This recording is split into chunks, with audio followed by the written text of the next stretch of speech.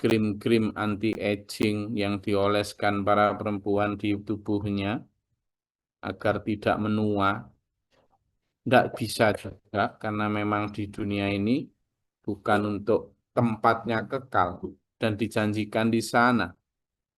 Ketika orang-orang beriman mendapatkan itu semua, jika orang beriman juga tidak disentuh lagi oleh nasobun maupun luhub, tidak disentuh oleh kelelahan dan kelesuan, juga tidak disentuh lagi oleh segala macam la yasma'una fiha lagwa wala ta'thima. Yang dalam surat Al-Waqiah disebutkan orang di dalam surga itu tidak lagi mendengar suara-suara atau kalimat-kalimat yang menjengkelkan hati, kalimat-kalimat yang sia-sia, tidak lagi mendengar kata-kata yang dosa. Manusia di dalam surga juga sudah dicabut min ghillin, dari segala rasa dendam, amarah, dan jengkel, dicabut segala macam kerupekan dan kesusahan. Wala yahzana disebut kemarin, mereka sudah alladzi adhaba annal hazan, sudah dicabut segala macam kesedihan. Sudahlah, pokoknya utopia yang ideal sekali.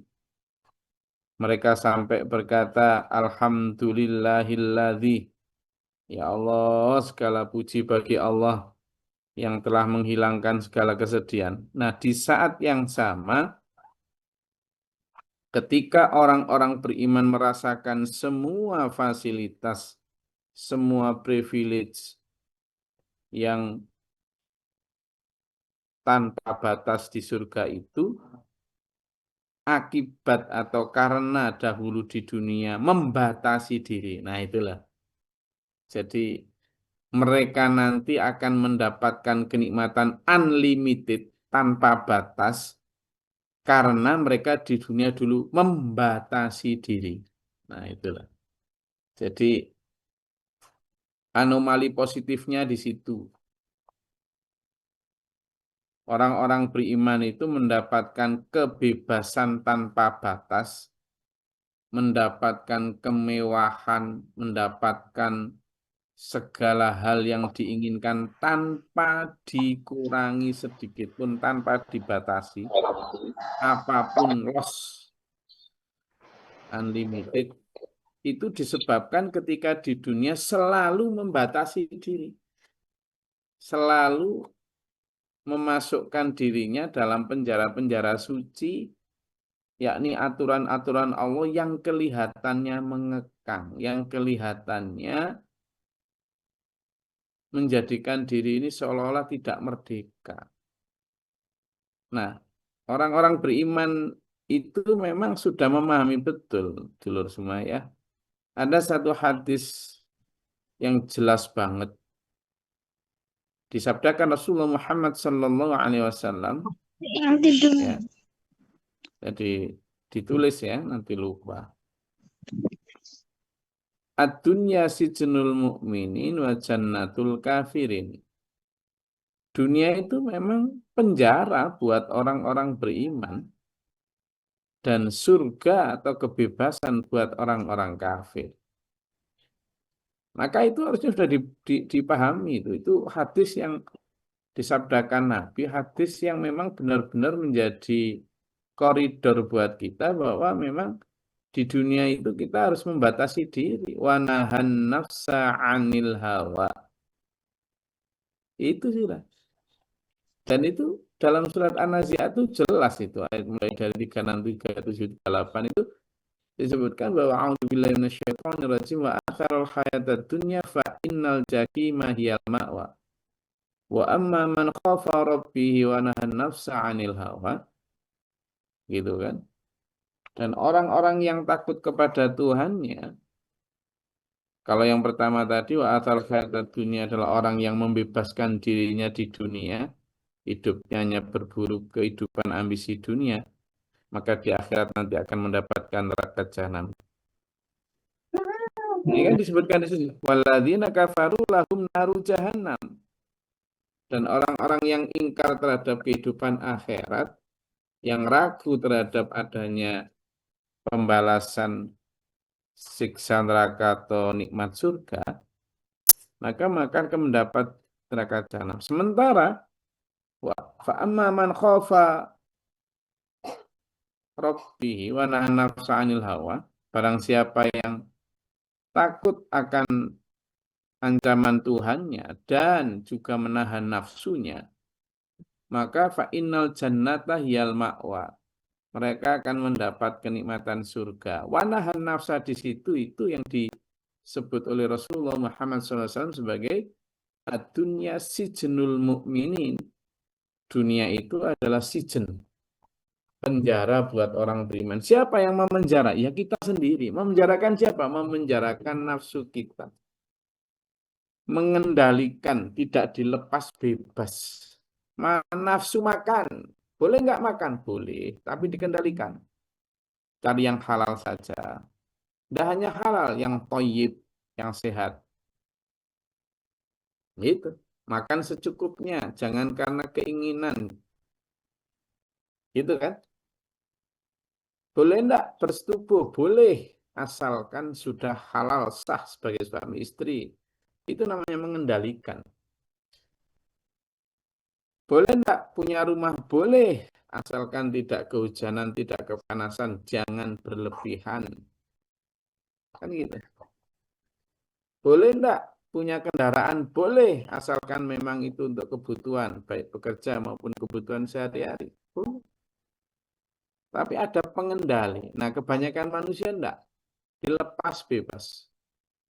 Kendaraan harga 50 miliar. Nah, itu yang namanya dilepas. Nah, orang-orang beriman menahan diri. Justru karena ketika menahan diri membatasi nafsu ketika di dunia itulah, maka di akhirat kemudian dapat balasan yang tanpa batas. Bebas sebebas-bebasnya. Gitu.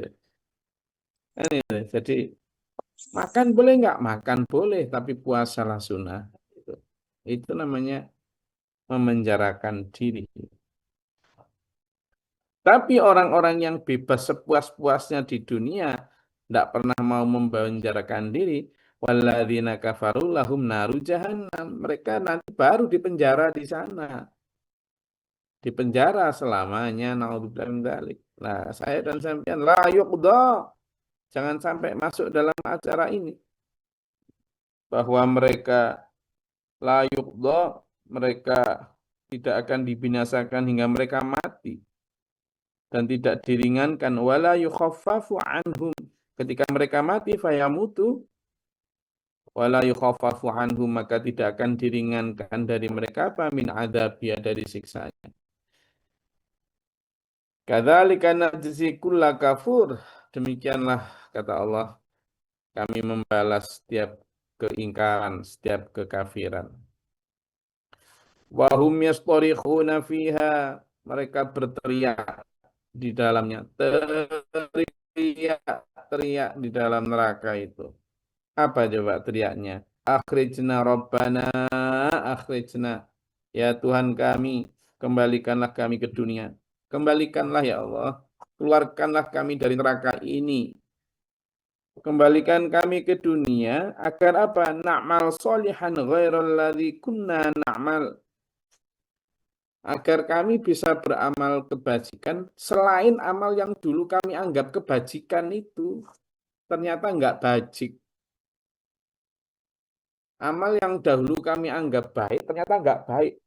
Kok gini ya Allah? Maka tolong keluarkan kami dari neraka ini. Kami akan balik ke dunia. Kami akan perbaiki amal kami. Bukan yang ini. Gitu.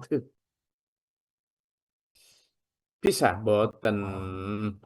Jadi, tak ada di akhirat kok kemudian ada isi ceramah yang seolah-olah di akhirat itu masih bisa diperbaiki. Nah, ada bisa. Sana ini sudah hari perhitungan, sudah ada kampanye gitu, sudah ada penghitungan suara, mau nyoblos lagi gimana, tidak bisa. Apalagi mau kampanye lagi, ada bisa.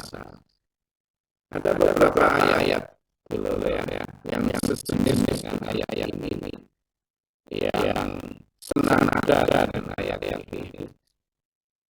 Coba dibuka di surah Al-Mu'minun ayat 99 sampai 100.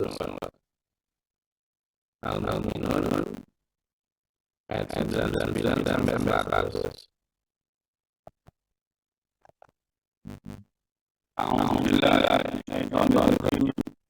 Bismillahirrahmanirrahim.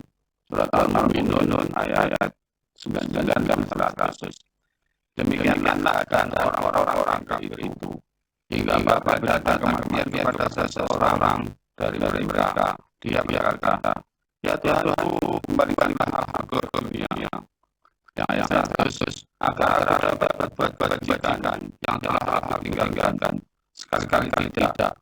Sungguh itu adalah dari hari yang terkanya saja, dan di hari mereka ada berjajah kepada hari baik dibagikan dan orang-orang ini.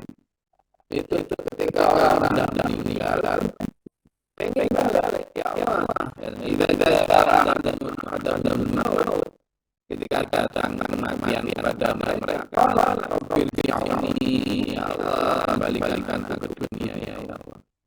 La'ali agar aku amal bisa beramal soleh lima apa yang dahulu telah aku tinggalkan. Kata Allah Ta'ala,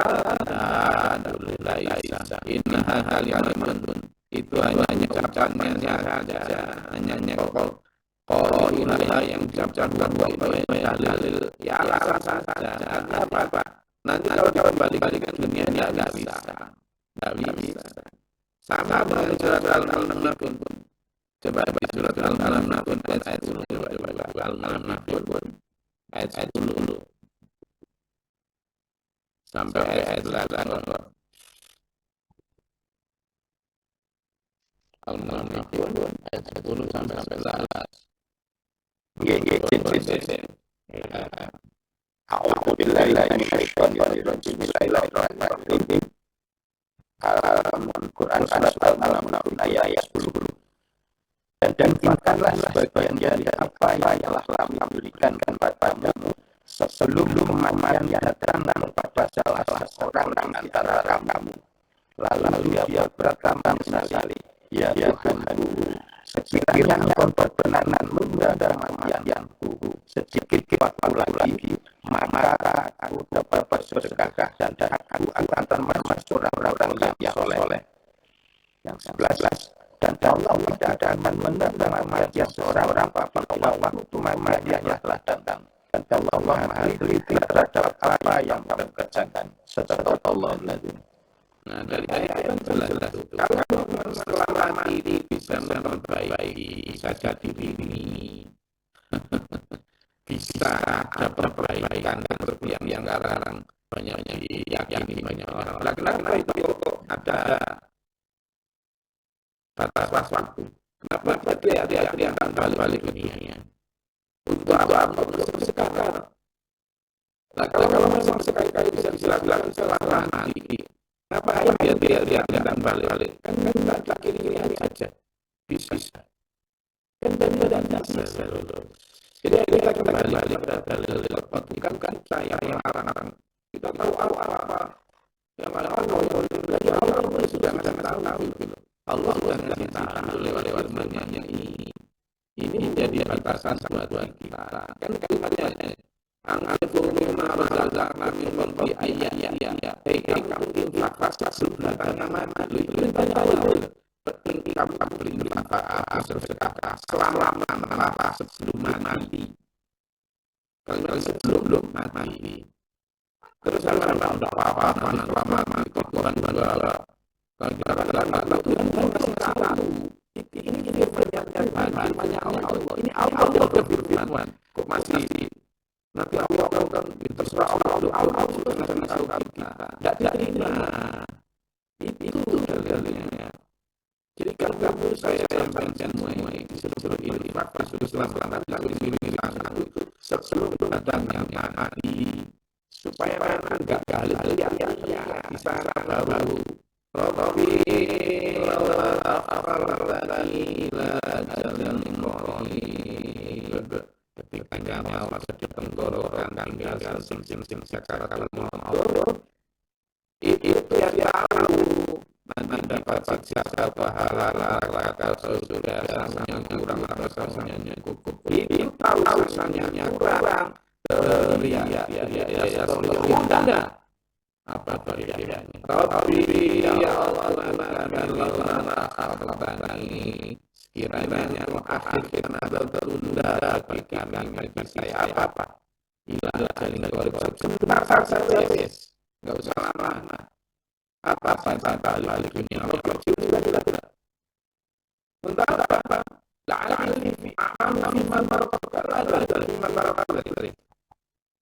untuk beramal apa yang lalu tinggalkan di sini ayat berikut untuk asal sedekah supaya aku bisa bersedekah sesuatu yang dahulu mungkin sudah banyak Allah sholat sudah ini ternyata nggak cukup sehingga sedekahnya kurang dulu diceri saya ngasih analogi saya sampai ada TKW yang ada di Malaysia, Singapura, di Jepang, Taiwan, Arab.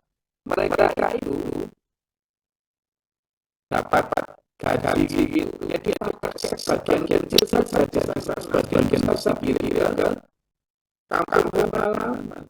Setelah mereka di sana, tapi rumah di sini bangun dari saja masalahnya sudah ibu di dunia ini keras. Kita di sini sesuatu saja lebih banyak kirim halaman kita dari kakak di sini TKK. Nah terkait ayat ini coba logikanya gimana? Sampai saya itu kalau saya jadi TKK Malaysia para TKK itu mereka lebih aman, lebih nyaman mengirimkan hasil usahanya kampung halaman itu ketika mereka masih sana dia kirimkan sendiri ke kampung halaman ketika masih sana atau hasil usahanya ditinggal di Taiwan lalu dia pulang dulu ke Indonesia lalu orang lain lebih aman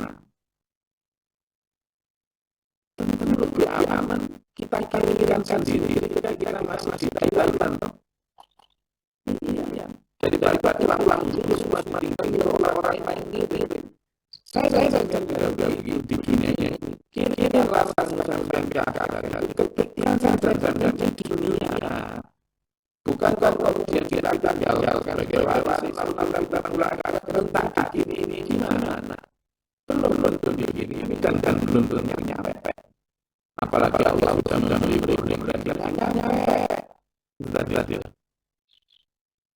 jangan sampai nanti di akhirat ayat 37 yang disampaikan Rabbana atina ya Allah wa dari kami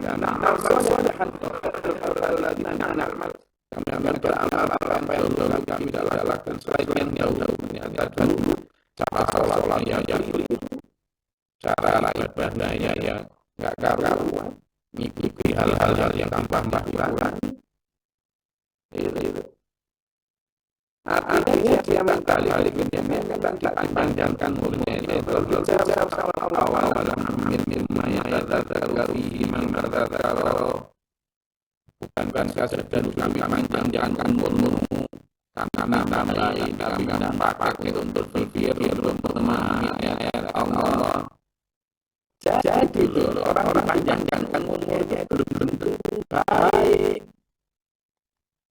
belum tentu tidak salah panjang umur baik. Coba juga di surah Ali Imran ayat 178. Enggak. Ali Imran 178. Sampun panggih monggo. Bismillahirrahmanirrahim. Dan jangan sekali-sekali orang-orang kafir itu mengira bahwa tenggang waktu yang kami berikan kepada mereka lebih baik baginya. Sesungguhnya tenggang waktu yang kami berikan kepada mereka hanyalah agar dosa mereka semakin bertambah dan mereka akan mendapat azab yang menghinakan. Nah, jangan mengira bahwa orang yang dipanjangkan tenggang waktunya, artinya dipanjangkan umurnya itu lalu mesti baik untuk mereka. Ada orang-orang yang dipanjangkan umurnya itu justru bertambah dosanya. Maka kemudian juga bertambah siksanya nanti. Gitu loh, Dulur. Makanya kita boleh sebenarnya minta tambah umur itu asalkan untuk agama, bukan untuk menikmati dunia.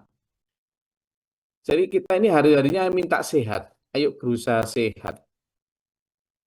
Bukan minta panjang umur. Kalaupun minta panjang umur boleh. Tapi minta panjang umur ya Allah untuk kepentingan agama, bukan untuk menikmati dunia. Lah kenapa? Inilah tadi, ayat tadi. Ada orang-orang yang dipanjangkan umurnya itu justru malah agar bertambah siksanya karena dia bertambah dosa. Makanya ketika kita berdoa tentang umur, tentang kematian, itu kan gini. Masih ingat nih? Waj'alil hayata ziyadatan li fi kulli khairin. Ya Allah, jadikanlah hidupku jika bertambah umurnya, maka itu bertambah juga ziyadatan li fi kulli khairin, bertambahnya kebaikan bagiku. Tetapi sebaliknya, waj'alil mauta, jikapun ada kematian dan tidak dipanjangkan umurnya, maka jadikan itu apa? Sebagai apa? Waj'alil mauta sebagai rohata, sebagai berhenti atau istirahatnya li bagiku mingkul syarrin, dari setiap keburukan. Nah, itu tadi. Jadi kalau dipanjangkan umur malah bertambah keburukan, maka jika engkau mewafatkan aku ya Allah, wafatkan itu sebagai wafat yang berhenti dari semua keburukan. Doanya begitu yang diajarkan Rasulullah kepada kita. Jadi makanya kenapa? Karena kalau kita minta panjang umur untuk menikmati dunia sekalipun, tidak akan bisa. Jadi saya ulang ya, kita pertama yuk minta sehat. Minta kepada Allah diberi apa? Sehat jasmani rohani. Dan kita jaga kesehatan kita. Jika kemudian minta panjang umur pun, ayo minta panjang umur untuk kepentingan agama, bukan untuk menikmati dunia. Kenapa? Karena kalau kita mau panjang umur untuk menikmati dunia, tidak akan bisa. Kenapa? Ayatnya sudah jelas. Coba dibuka di surat Yasin ayat 68. Surat Yasin ayat 68. Pun, panggil. Ayatnya jelas tuh. Surat Yasin ayat 68.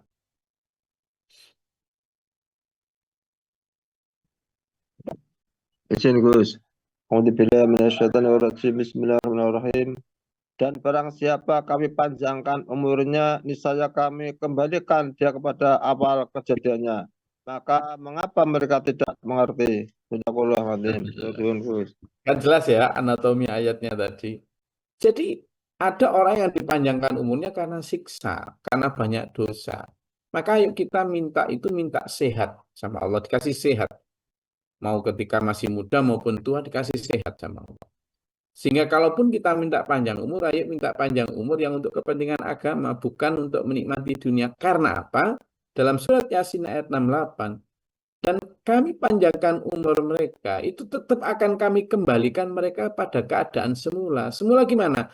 Ya tidak bisa apa-apa lagi. Semula ketika dia lemah. Dulu lahir kan dalam keadaan lemah. Makan dia minta disuapin, jalan minta dituntun, ngomong pun minta diajarin. Zaman sekarang lihat orang-orang tua mbah-mbah yang sudah semakin renta itu. Ya kan? Nanti lah ngomong aja lo minta diajarin. Mbah, siapa niki? Apa? Apa? Lagi tuh sampai pengen panjang umur berapa puluh tahun lagi. Kok minta kalau ulang tahun panjang umurnya, panjang apanya lagi? Kata Allah, kamu panjang umur itu tetap akan kami kembalikan keadaan semula. Yang apa? Yang lemah.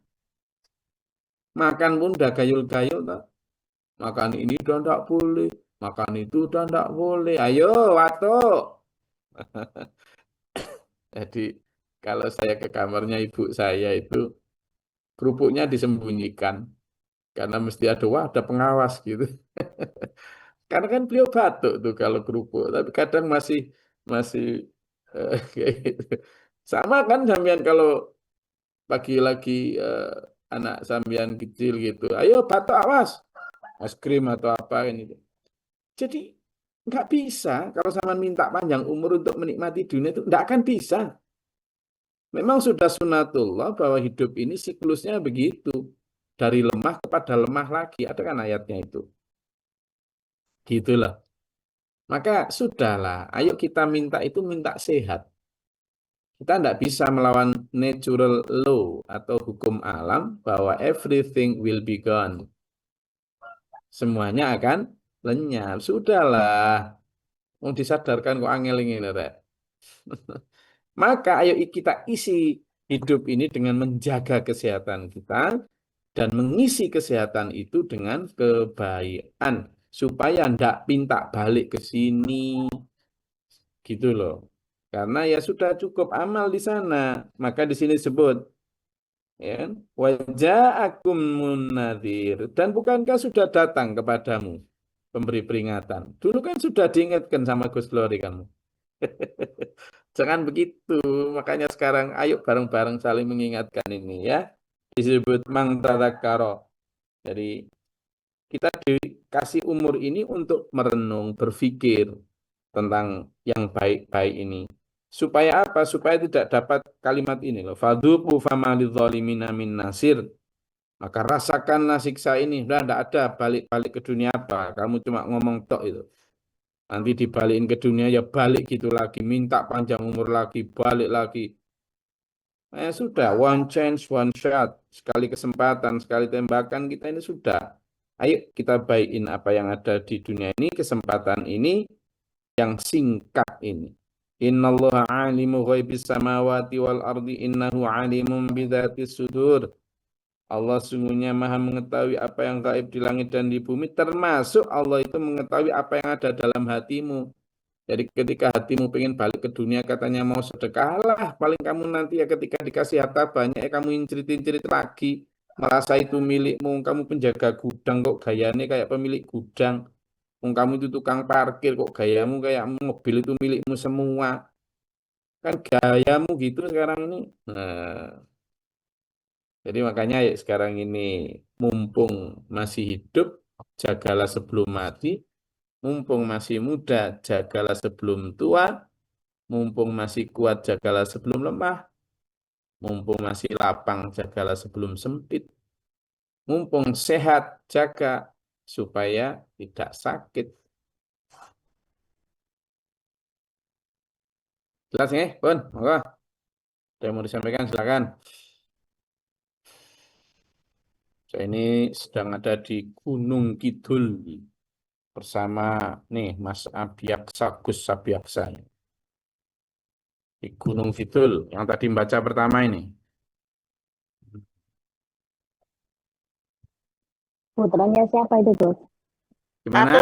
Yang Manyaran, Gus. Kader Manyaran. Manyaran itu ten pundi? Ten daerah Australia apa daerah Kanada? Mung celak le, Gus. Kula nggih. Kiri, Gus. Hah? Wonogiri, Gus. Wonogiri Pak. Oh, masih Wonogiri. Oh, yang masuk wilayah Kanada itu ndelopo ya? Ngene tadi ki, Gus. Wonogiri yang penuh pariwisata waduk, Gus. Saya aja udah ke sana, Gus. Lah iya ta. Saya juga sudah wongnya nentukan arah lokasi masjidnya di Manyaran saya kok. Nah, bukan di Kanada berarti kan. Itu ada yang kirim message untuk pertanyaan tuh, Gus. Oh iya ta. Oke, Assalamualaikum Gus. Bagaimana apa ini?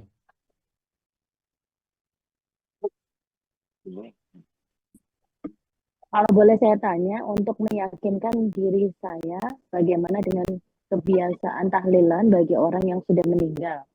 Katanya sedekah untuk menambah pahala bagi yang meninggal. Padahal terkadang sampai mengakibatkan timbulnya hutang bagi yang ditinggalkan dan dikarenakan dipaksakan untuk menyediakan apa-apa untuk selamatan tahlilan yang sampai 7 hari, 40 hari, dan seterusnya. Sungguh ini dilema bagi saya antara bukti berbakti pada orang tua atau tidak. Terima kasih sebelumnya. Ya, jadi ada hadis gini ya dulu. Pada saat itu ada seorang jamaah yang meninggal. Nah, saking berkabungnya itu sampai nggak sempat bikin masakan. Lalu Nabi itu menyarankan bagi tetangganya untuk bikinkan masakan, kasihan dia gitu loh. Ya sudah, jadi yang justru diperintah Allah diperintah Nabi untuk memasakkan bagi yang berkabung itu justru tetangganya. Bersedekah maksudnya, yang bersedekah itu justru tetangganya. Untuk siapa? Bukan untuk yang meninggal, tapi untuk yang hidup. Artinya membantu ketika kesusahan, ketika sedang berkabung. Hadisnya itu tentang itu, bukan tentang menyedekahi yang meninggal, bukan. Jadi membuatkan makanan bagi yang sedang berkabung, keluarganya yang sedang berkabung. Dan yang membuatkan makanan bukan yang berkabung, tapi yang siapa? Tetangganya, malah kita yang orang-orang di sekitarnya itu. Sementara kalau bersedekah, ya sebelum mati ayat-ayatnya yang tadi itu. Jadi polemik ini sebenarnya sudah selesai dengan kita kembali kepada aslinya hadis tadi. Jadi, nah ada satu hadis lagi dulu. Ketika itu ada seorang perempuan bertanya kepada Nabi, ya Nabi, ibu saya itu ketika sebelum meninggal itu ingin bersedekah. Dan sebelum meninggal, setelah meninggal belum sempat. Bagaimana kalau saya sedekah? Oh iya, enggak apa-apa. Nah, ya, Nabi itu menyarankan begitu, iya enggak apa-apa bagi mereka yang memang sudah ada niat sedekah sebelum meninggal. Itu wasiat namanya. Kalau wasiat memang harus dijalankan dan boleh nyampe. Tapi kalau yang bukan wasiat, ya enggak bisa. Sesuai dengan hadis, idza mata bunu atama in qata amaluhu illa min salatin. Ketika seorang mata ibnu Adam, seorang anak Adam meninggal, maka terputus semuanya kecuali 3 hal. Shadaqatin jariyatin, sedekah yang dilakukan semasa hidup yang akan menjadi jariah tidak terputus, bisa nyambung terus tuh pahalanya sampai ke kubur, kan gitu. Kemudian awalatin solihin yad'ulah, atau anak soleh yang dulu bapak ibunya soleh ngajarin anaknya untuk soleh, lalu bapak ibunya meninggal, anaknya yang soleh hidup ini mendoakan, nyambung, boleh mendoakan orang yang meninggal, nyambung. Mau didoakan dengan doa-doa tasbih, tahlil, tahmid, takbir, tasbih, istighfar, boleh. Nabi memberi ajaran itu liwali walidaya wali jamil muslimin muslimat wal ahya'i minhum wal amwat, astaghfirullahaladzim, ya Allah, bagi mukmin laki mukmin perempuan, muslim laki muslim perempuan, al ahya'i yang hidup, wal amwat dan yang mati, astaghfirullahaladzim, ampunilah dosanya, bisa. Tetapi bagi siapa? Anaknya soleh, bapaknya soleh. Kalau bapaknya nggak soleh, itu ibunya nggak soleh, nggak nyambung. Hadisnya mana? Nabi SAW pernah mendoa kepada Allah, ya Allah izinkan aku berziarah kepada ibuku. Maka beliau diizinkan, silakan.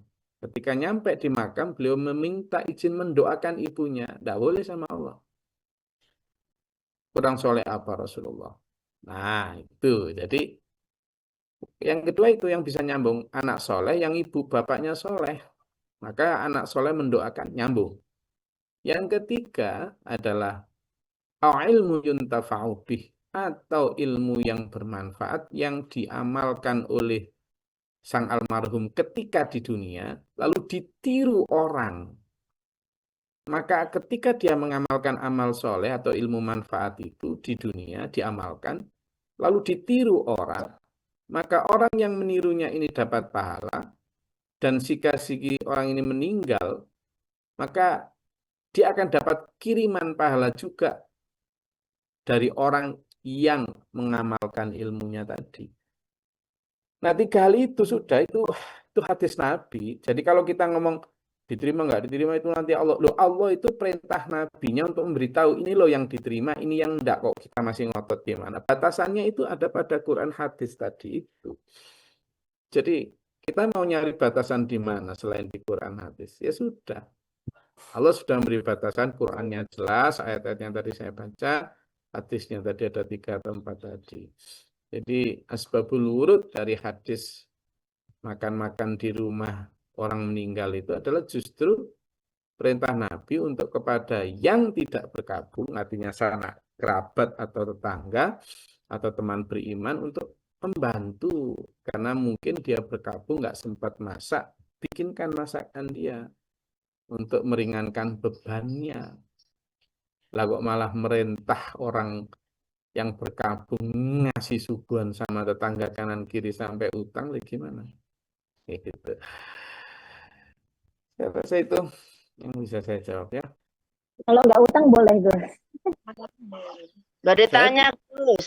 Saya bukan pada hutangnya kan. Dari tadi kan pada logika berpikir dari hadis tadi. Bukan. Gus. Apalagi kan itu. Apa Bu Heru? Bade itu kan apa ada saudara yang ngendikan gini Gus. Kan bapaknya udah meninggal. Terus ini tanah itu udah diwariskan, sudah dipetak-petak, ini punya A si B, punya A si A, punya A si C gitu. Cuman saudara ya satunya udah meninggal, kakak tertua laki, masih adik laki 1. Itu ngendikan gini, iki tanah iki aja diungkit-ungkit. Aku untuk wasiat seko Mas, katanya gitu. Tapi Mas sudah meninggal, dalam arti diungkit-ungkit itu tidak boleh dipecah-pecah lagi, nggak boleh disertifikatkan, apa nggak boleh digimanakan gitu loh Gus. Gimana itu Gus? Jadi riset saya waktu S1 itu riset tentang pelaksanaan waris menurut hukum Islam dan waris menurut hukum adat. Nah, ternyata umat Islam di Indonesia ini itu masih menggunakan hukum adat, bukan hukum Islam. Karena kalau hukum Islam itu sudah jelas itu. Ashabul furudnya itu jelas. Siapa yang mendapat, siapa yang tidak itu jelas banget. Tapi di Indonesia ini masih menggunakan sakarepe enake piye ngono. Padahal melaksanakan hukum waris menurut Islam itu wajib. Wajib. Tapi tidak banyak diamalkan. Dan ancamannya jelas itu, dosa kalau tidak dilaksanakan. Jadi wasiat pun kalau misalnya dulu wasiat itu oleh almarhum tidak boleh lebih dari 1/3 harta. Quran itu bukan hanya hadis. Dan diperjelas dalam hadis juga. Jadi wasiat itu kalau di surat An-Nisa itu mana jelas itu tentang setelah yusi biha gitu, setelah diwasiatkan. Nah, wasiat itu diterangkan dalam hadis itu tidak boleh dari 1/3. Artinya berarti setelah 1/3 itu tetap harus dibagi menurut hukum waris Islam. Kalau ikut ajaran Islam. Tapi kebanyakan ya itu tadi menurut hukum adat di Indonesia ini begitu. Maaf Gus, itu sampun dibagi-bagikan Gus, cuman saya itu menyarankan lebih bagus itu segera dibalik namakan masing-masing gitu. Oh iya betul, harus itu Bu. Harus segera dibalik namakan supaya tidak jadi perselisihan di kemudian hari. Iya. Itu harus. Jadi itu harus dan itu justru untuk maslahah, jadi untuk kebaikan. Karena kita tidak tahu juga kan nanti setelah itu. Berarti itu wasiat itu enggak perlu diikuti ya Gus, karena enggak searah dengan syariat. Ya, wasiat itu yang tadi misalnya wasiat ya sesuai Al-Quran saja, baik tentang jumlah maupun tentang maknanya. Gitu. Siap Gus, matur sembah suwun Gus Glory. Kinara teng Manyaran Gus, dalem niki wonten Manyaran. Oh, ngoten. Nggih. Nanti tergantung itu pimpinan rombongannya ada Gus Naim sama Gus Kosin. Saya ngikut ini. Wah, Saya itu duduknya di belakang sendiri soalnya. Di mobil duduknya belakang sendiri, jadi ngikut numpang ini. Jadi ya, teman-teman ya, saya akhiri kajian kita dengan begini. Ayo selamatan, ayo sedekah itu sebelum mati. Jangan dipolemikkan setelah mati. Setelah mati itu sudah end of story. Sudahlah, dari sekian banyak ayat yang kita kaji, Allah itu memperingatkan kita supaya prepare before. Jadi persiapkan sebelum. Karena apa? Kalau nanti setelah mati masih ada gitu-gitu, orang akhirnya ketika hidup ini ngawur, ya lah ngawur aja lah nanti setelah mati toh bisa dikirimi, bisa perbaiki. Lah kalau kayak gitu ya kemudian untuk apa kita berlomba kebaikan sekarang?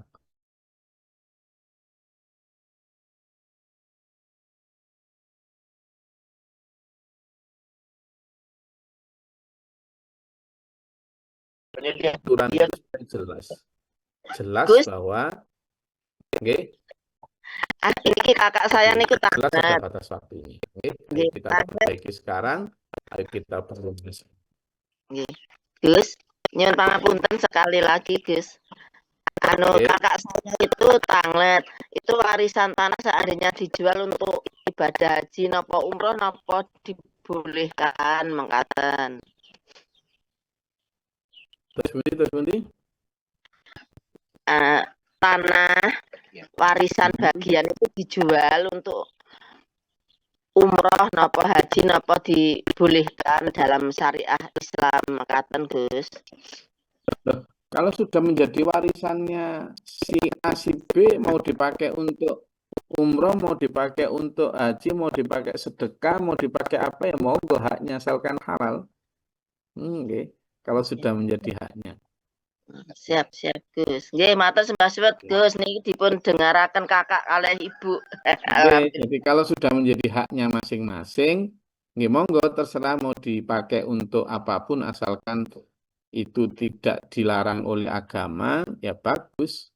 Yang tadi kalau ayat yang kita pakai tadi, ayo kita pakai sekedarnya di dunia, kita kirimkan sebanyak-banyaknya untuk akhirat kita, supaya sewaktu-waktu dipanggil Allah, kita tidak minta balik ke dunia untuk sedekah.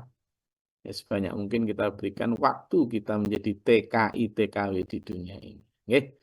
Saya rasa itu. Jadi ayo kita doakan diri kita sekarang. Ayo kita tahlili sekarang kita di dunia ini. Kita sedekahi kita di dunia ini supaya tidak mengandalkan orang setelah kita meninggal.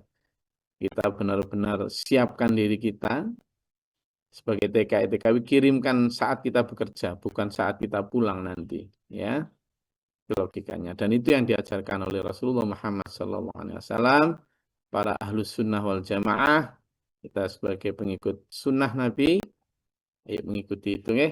Mudah-mudahan Allah merahmati kita, menuntun kita dalam syarat. Amin. Allahumma sholli wa sallim. Allahumma fi'lil mu'minin wa muslimin. Amin. Allahumma ahdina fi man hadayta wa afina fi man afayta wa la Amin. Amin. Astaghfir wa atubu ilaik. Amin. Allahumma adqana wala Amin. Rabbana wala taj'alna fi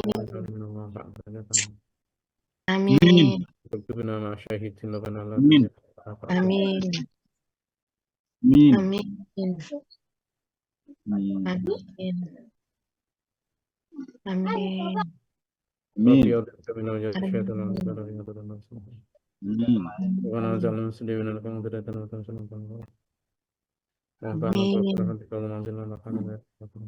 Amin. Allahumma afri lana sabran sabida wa Amin.